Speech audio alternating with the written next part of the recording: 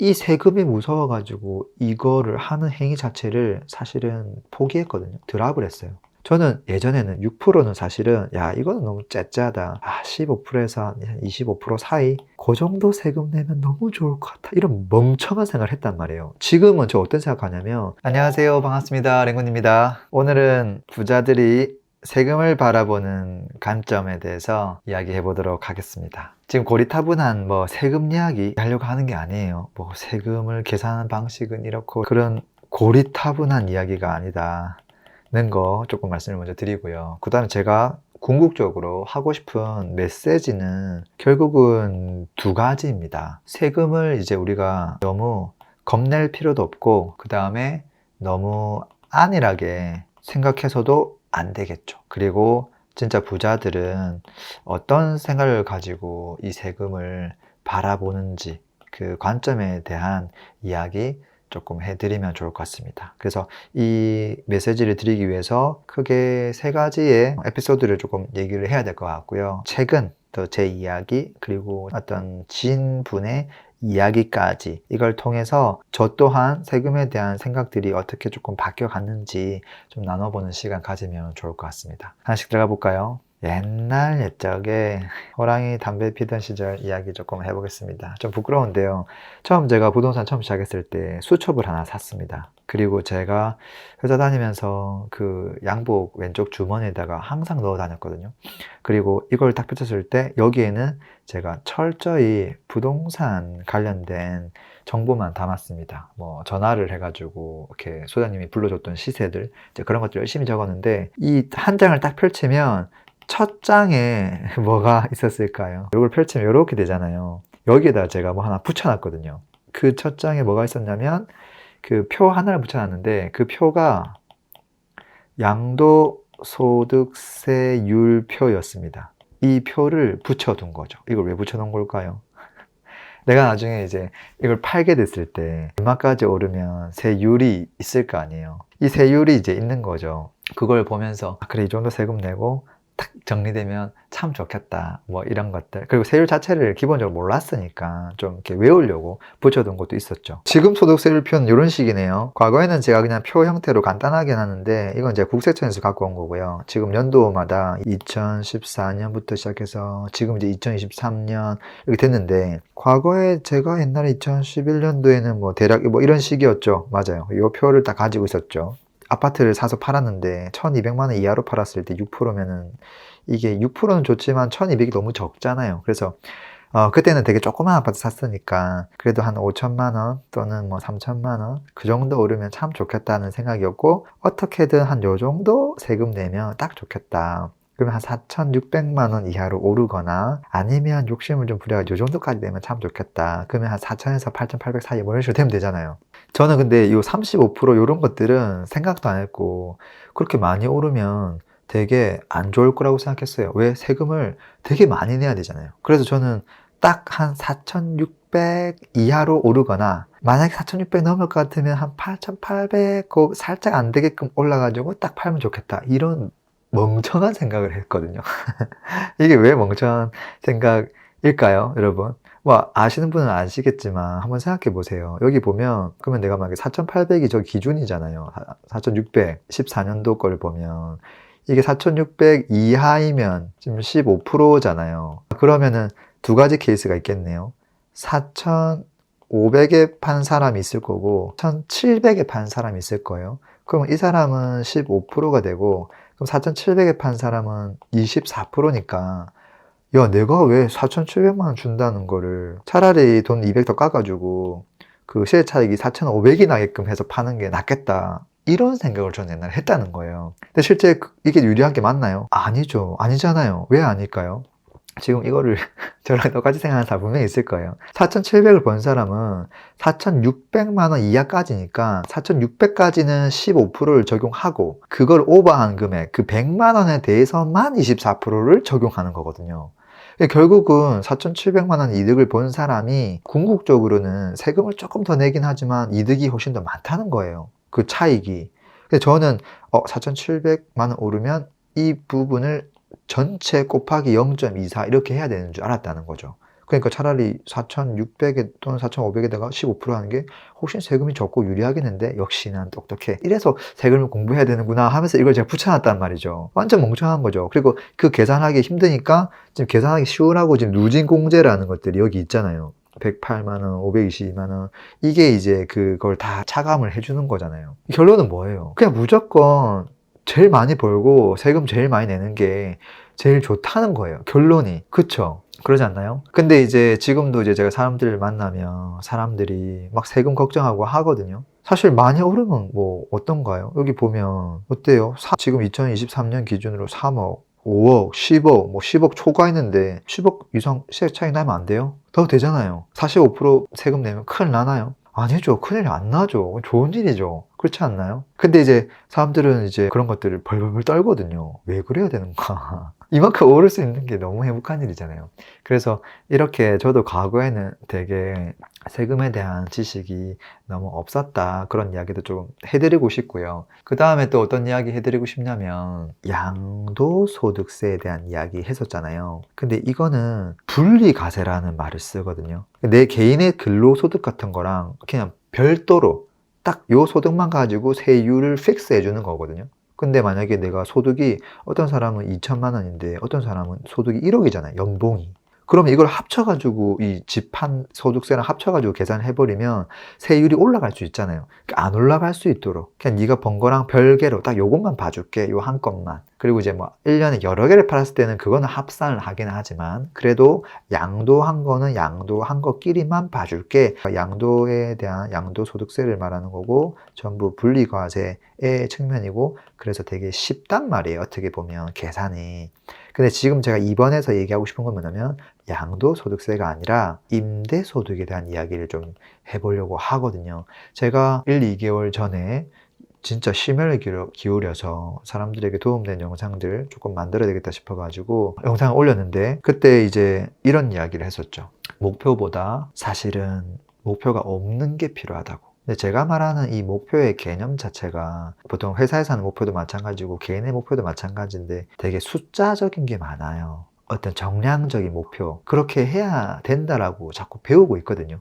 근데 이렇게 해가지고는 대부분 다 실패를 하더라고요. 올해 2건을 사야지, 뭐 월세 500을 세팅해야지 이렇게 했을 때 대부분 그 목표가 실패로 이루어지거든요. 그렇게 아니라 내가 궁극적으로 가려고 하는 그 이미지 하나만 존재한 상태에서 이 이미지를 달성하기 위해서 우리 중간 과정에 있어서 목표라는 게 뭐 1년만 되는 게 아니니까 이 중간 과정에 있어서 궁극적으로는 재능이 제일 중요하다. 재능을 목표로 하고 어떻게 하면 이 재능을 갖출 수 있는가에 대한 것들만 리스트업을 해서 이것만 실행해 나가면 재능이 생기고 그 재능이 사실은 결과를 만들어내더라 라는 이야기를 했거든요.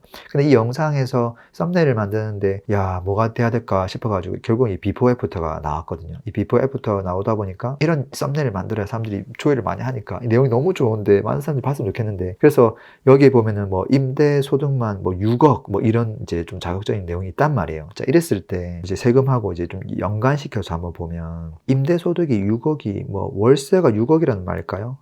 한 달 동안에 받는 금액을 말하는 걸까요? 아니에요. 전혀 아닙니다. 그러면 너무 행복하겠죠. 그게 아니라 임대소득에서 이 6억은 연간 소득을 말하는 거고요. 근데 이 연간 6억 받으면 이게 다 내 돈일까요? 지금 오늘 얘기하는 게 결국은 세금까지 다 고려해야 그게 진짜 내 찐 소득이다라는 거거든요. 이거를 이제 월로 나눠보면 실제 월세는 뭐 5천만 원 정도는 충분히 나오겠죠. 실제 그렇게 나오고 있기도 하고요. 이게 과연 커 보이죠? 이것만 딱 보면. 근데 얘가 자, 비용을 빼야 될 거 아니에요. 어떤 비용을 빼야 될까요? 이건 사람들마다 다른데 비용 중에 가장 큰 게 저는 대출 이자라고 생각합니다. 은행과 동행을 하는 거죠. 이건 사마 다르지만 저는 한 50% 조금 안 되는 비용이 나갑니다. 대출 이자로. 그렇기 때문에 이 돈에서 최소한 2,500을 빼자고요. 그러면 이게 얼마가 남죠? 2,500이 남습니다. 비용 1을 뺐습니다.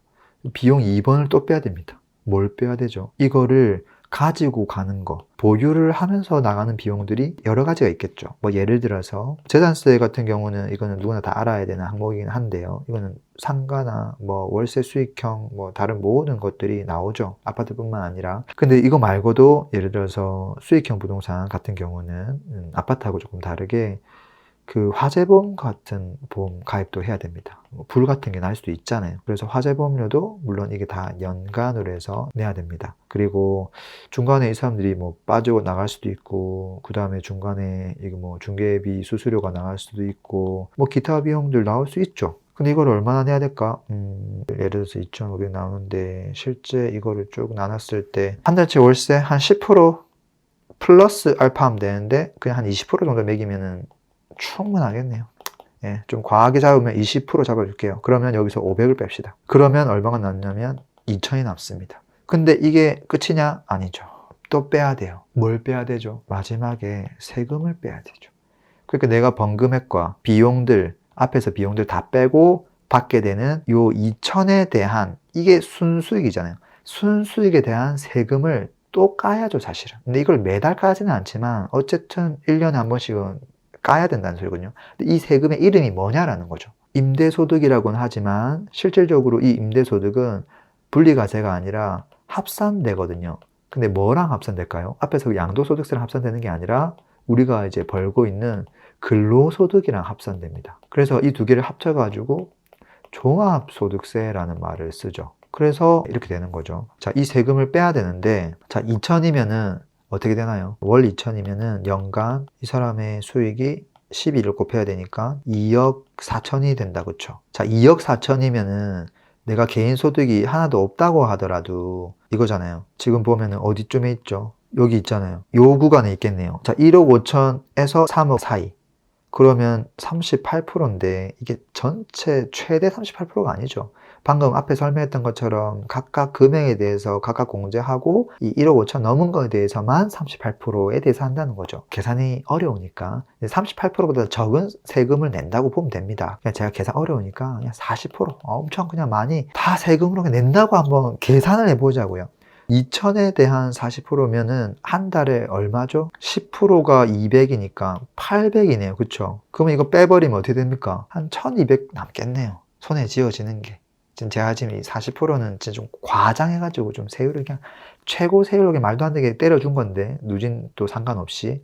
근데 그렇게 했을 때 결국 한 1200이 남는다. 한 달에 1200이라는 금액이 어떻게 보면 뭐 만약에 다른 소득이 없다고 하면 펑펑 쓸 수 있는 돈은 아닙니다. 왜냐하면 이걸 아껴야 뭐 지출할 거 지출하고 그 다음에 남은 돈으로 또 모아야 될 거 아니에요. 이걸 또 저축해가지고 또 그 다음을 기약을 해야 되니까 이거 자체가 아마 어마하게 큰 돈이다 이렇게 볼 수는 없죠. 결국은 세금까지 떼고 나면 처음에 이게 5천이 뭐 이래저래 했더니 이게 한 2,500 되고 또 이래저래 했더니 또 반이 돼가지고 1,200이 된다는 말은 반타작 돼가지고 25%로 줄어드는구나. 4분의 1로 주는구나. 그래서 누군가가 제가 뭔가 뭐 받고 있는 임대소득이 있습니다 하면 사람마다 다르겠죠. 뭐 대출이라든지 이걸 다 다르니까. 근데 대충 뭐 이 정도? 아, 실제 받는 금액은 이거밖에 안 되는구나.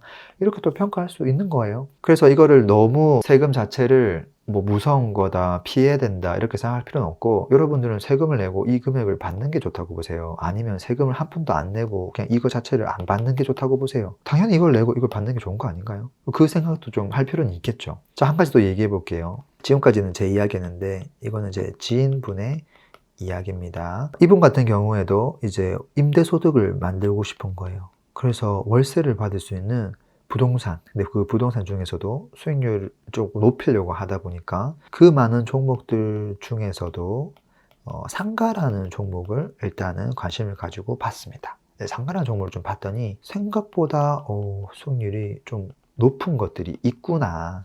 건물이나 이런 것들은 일단은 투자 금액이 너무 많이 들어가고 이거 할 수가 없었고, 눈을 낮추고 하는데 뭐 다가구 이런 것들도 좀 고려를 했는데 다가구는 보니까 운영비가 많이 들어가고 직장인이 좀 하기가 좀 힘들구나 라는 생각을 하면서 관리하기가 쉬운 상가를 좀 받고, 상가는 이게 공실 리스크들이 좀 있잖아요. 그래서 이 리스크를 줄이기 위해서 정말 열심히 상권 분석하고 좋은 업종, 좋은 임차인, 그 다음에 항아리 상권, 배우 세대가 진짜 충분한 거를 다 검증해가지고 수익률이 10% 이상 되는 물건을 찾았단 말이죠. 그래서 거의 이제 매수하기 직전 단계까지 갔단 말이에요.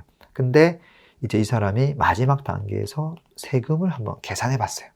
배운 사람이니까 계산을 해봤더니 물론 이제 월세가 엄청 큰 금액은 아니었지만 그래도 한 달에 200만 원 이상의 소득이 생겼고 이것저것 비용 다 빼고 왜냐면 월세가 400 정도였기 때문에 근데 이걸 연간으로 하니까 11일 곱하면 2,400이 이렇게 막 되는 거죠. 근데 본인이 원했던 정도의 수준 금액이었거든요. 자, 근데 2,400이면 여기 또 이제 15% 구간으로 가지만 요거는 이제 합산이 되기 때문에 본인의 또 소득을 또 고민해 줘야 되는 거죠. 본인의 소득을 봤더니 이게 또 막 대기업 뭐 좋은 회사를 다니다 보니까 소득이 좀 되는 거죠. 이제 그러다 보니까 이게 이렇게 하다 보면 어디까지 가냐면 요쪽 이제 8,800을 넘어서 막 여기로 가는 듯한 느낌이 드는 거죠. 그러면 이제 35%를 야, 내가 월세를 고작 200만 원 이것저것 다 해가지고 200만 원 남겨 먹는데 야, 200에서 35%를 떼버리면 이게 도대체 뭐 내가 월세를 받은 거야, 만 거야? 뭐 이런 생각이 들 수 있는 거죠. 이게 지금 한 70만 날라가니까 그러면 이게 130밖에 안 받는 듯한 손에 쥐어지는 거는 그런 느낌이 들잖아요. 근데 이제 여기서 우리가 체크해야 될 게 뭐가 있는 거예요? 두 가지가 있는 거죠. 일단은 개인의 이 근로소득 있죠. 근로소득이랑 방금 얘기했던 이 월세에서 발생하는 이 임대소득 당연히 합산을 해가지고 세율을 계산해 주는 거는 맞다.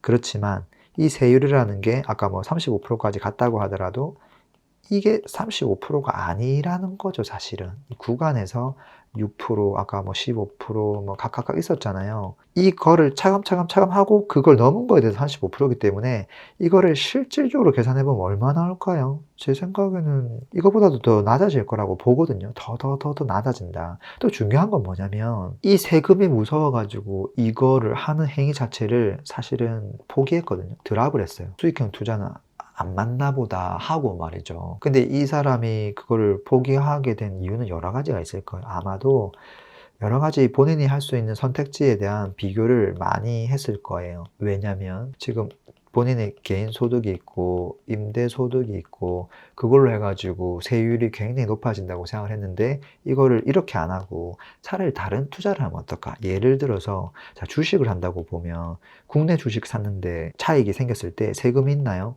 지금 없죠. 그럼 본인이 갖고 있는 이 투자금은 결국은 동일한데 이걸 가지고 1번을 할 수도 있지만 차라리 2번을 해가지고 차익을 내면 어떨까? 세금이 아예 없으니까. 그럼 너무 또 비교가 된다라고 생각할 수 있고 그 다음에 또 뭐 해외 또 좋아하시니까 근데 이것도 이제 20%에서 뭐 플러스 뭐 2% 해가지고 뭐 22%까지 맥스 내긴 하지만 그래도 여기 있는 것보다 아까 35%까지 눈에 아른거렸던 어쨌든 요거랑 또 비교가 될 수 있다는 거죠. 그리고 또 어떤 생각도 드냐면 기존에 투자를 해왔던 이제 아파트 투자를 해가지고 시세 차익형으로 이제 진행을 하는데 이 아파트를 해서 예를 들어서 본인이 뭐 한 2, 3억 정도를 투자해가지고 뭐 1억의 시세 차익이 났다라고 봤을 때 이거는 이제 양도소득세율을 내지만 이거는 분리과세가 되고 1억에 대한 분리과세를 하면 이거는 35%까지 올라가기는 하지만 그렇긴 하지만 이제 개인 소득하고는 안 합치니까 그리고 1억까지 안 가고 또 5천만 원만 오를 수도 있잖아요. 그러면 또 세율이 낮다고 생각하니까 그러면 차라리 이게 나은 거 아닌가? 이런 생각들도 할 수 있죠. 한 번도 이제 임대소득이나 그런 것들을 받아보지 않은 분들의 입장에서는 세금이 덜컥 조금 뭐 겁이 날 수도 있다고 저는 생각을 합니다. 근데 반대로 부자의 입장에서 한번 생각해 보자고요. 예를 들어 볼게요. 본인의 이제 근로소득이 정말 많은데 임대소득도 정말 많은 사람들이 많이 있겠죠. 꼭 누구를 지칭해서 그렇긴 한데 그냥 워낙 뭐 TV에 좀 장난삼아 많이 나오니까 서장훈 씨가 있다고 한번 보자고요. 방송 활동을 많이 하고 계신. 자, 근데 이분 같은 경우에 근로소득이 지금 많을까요, 적을까요? 굉장히 많겠죠. 근데 이분은 또 건물주라서 임대소득이 많겠죠. 내가 지금 건물주니까 일 안 해야지라고 생각하거나 근로소득을 벌면 세금이 너무 높아지니까 합산되니까 근로는 안 해야 되겠다고 생각하거나 아니면 본인의 근로소득이 많으니까 나 절대 월세 안 받아야지라고 생각하거나 그런 생각 할까요? 이분의 지금 세율은 어떻게 될까요? 제가 이분은 잘 모르지만 보나마나 40에서 45% 사이 그냥 뭐 여차하면 그냥 무조건 45% 최고 세율이에요. 그러지 않을까요? 이 10억이 커 보이지만 사실 뭐 건물에서 연간 뭐 1억씩만 받아도 12억이에요. 1년에 본인이 버는 소득이 뭐 많이 안 될까요? 그냥 무조건 최고 세율이에요. 그러니까 이 사람은 월세를 100만 원만 받아도 그냥 45%는 내게 아니구나라고 생각하는 거예요. 편의점 가서 그냥 알바를 하더라도 그냥 무조건 이게 45%는 세금으로 나가는구나 라고 생각하는 거예요. 근데 그걸 무서워하고 그걸 안 하려고 할까요? 아니죠. 되게 기쁜 마음으로 할 거예요. 저는 예전에는 얘기했잖아요. 6%는 사실은 야 이거는 너무 째짜다. 15%에서 한 25% 사이 그 정도 세금 내면 너무 좋을 것 같아. 이런 멍청한 생각을 했단 말이에요. 지금은 저 어떤 생각하냐면 그냥 45% 내면 좋은 거 아니야? 물론 우리가 할 수 있는 절세는 해야 되겠지만 그렇다고 탈세는 할 수는 없고 당연히 세금을 적게 내는 것보다 안 내는 것보다는 내는 게 낫다는 거거든요. 제가 봤을 때는. 그리고 실제 다른 사람들도 저는 이런 생각을 한다고 봐요. 그래서 저는 살면서 이런 거죠. 단 한 번도 내가 벌고 있는 이 근로소득 말고는 다른 소득을 만들어 본 경험이 없고, 이 소득에서 세율이 막 높은 것들을 상상해 본 적이 없고, 그런 것들을 뭐 하면 안 된다라는 이상한 생각을 갖고 있었기 때문에 자꾸 피해 가려고 했었는데, 그럴 필요가 전혀 없다. 회사에서 5천만 원 받고 있는데 연봉을 뭐 1억 5천 준다고 하면 그거를 마다할 사람이 있나요? 세율이 많다고? 마찬가지로 뭐 월세 100만 원 받다가 1억 뭐 2억 넘어가도 되는 거죠. 그리고 그걸 합산해 가지고 어느 쪽이 많고 어느 쪽이 작다 하더라도 세율 많이 낼 수 있는 거죠. 그리고 물론 이제 개인 사업자라든지 개인 명의로만 진행하지 않고 법인으로 활용해서 하는 경우도 있겠지만, 법인으로 한다 하더라도 결국은 이걸 개인으로 가져왔을 때 여기서 또 이거를 뭐 배당을 받거나 또는 이제 월급 받거나 그때 또 세금 또 나가거든요. 결국은 여기서 줄인다 하더라도 결국은 나가는 거예요. 궁극적으로는. 개인으로 바로 받는 거랑 큰 차이 없을 수도 있어요. 그 용도에 따라 좀 사실 다르긴 한데, 세금, 이 높은 세율을 거의 피해갈 수 없다 이런 생각을 해야 되고, 그리고 그거를 기꺼이 기쁜 마음으로 가져가면 되지 않느냐 하는 게 제 생각인 거예요. 결론을 좀 내보겠습니다. 제가 하고 싶은 이 메시지의 1번은 뭐죠? 세금을 우리가 이제 걱정의 대상이 아니라 이거는 진짜 즐거움의 대상입니다. 세금 많이 내는 사람 걱정해 줄 필요가 전혀 없어요. 그래서 이 세금에 대해서, 그러니까 몰라서 야 뭐 무조건 많이 갖고 있으면 세금 뭐 엄청 내는 거 아니야? 아닙니다. 번 거에 대해서 세금을 내는 거예요. 세차익도 번 거에 대해서 내는 거고요. 월세도 번 거에서 내는 거고, 연봉도 번 거에서 내는 거예요. 합산을 해도 결국은 번 거에서 내는 거예요. 그 부분에 대한 객관적 사실 제대로 인지를 해야 된다라는 게 1번이고요. 두 번째 메시지는 뭐냐면, 사람들이 말하는 그 수익이 진짜 실수령액이 아니라는 건 분명히 알아야 되겠죠. 여기서 비용을 까야 되고, 그 다음에 마지막에 진짜 세금까지 빼야 그게 찐 실수령액이다. 우리 뭐 연봉도 마찬가지죠. 뭐 월급 받았는데 그게 찐 실수령인가요? 아니죠. 물론 급여는 세금을 떼고 들어오긴 합니다만, 그리고 나서도 기타 소득이 있으면 사실은 종합소득세한테 한 번 더 세금을 내기도 하거든요. 메시지 3번은 뭐냐면요. 우리가 이제 세금이 무서워가지고 수익을 늘릴 수 있음에도 불구하고 수익을 안 벌고 세금도 안 내려고 하는 사람들이 있는데, 그게 아니라 수익을 늘릴 수 있다면 어떤 식으로든 다 늘리고 세금도 많이 내는 게 이게 좋은 거다. 그게 부자들의 관점이다라는 것들을 조금 말씀드리고 싶었습니다. 오늘 이야기가 또 조금 도움이 되었으면 좋겠습니다. 감사합니다.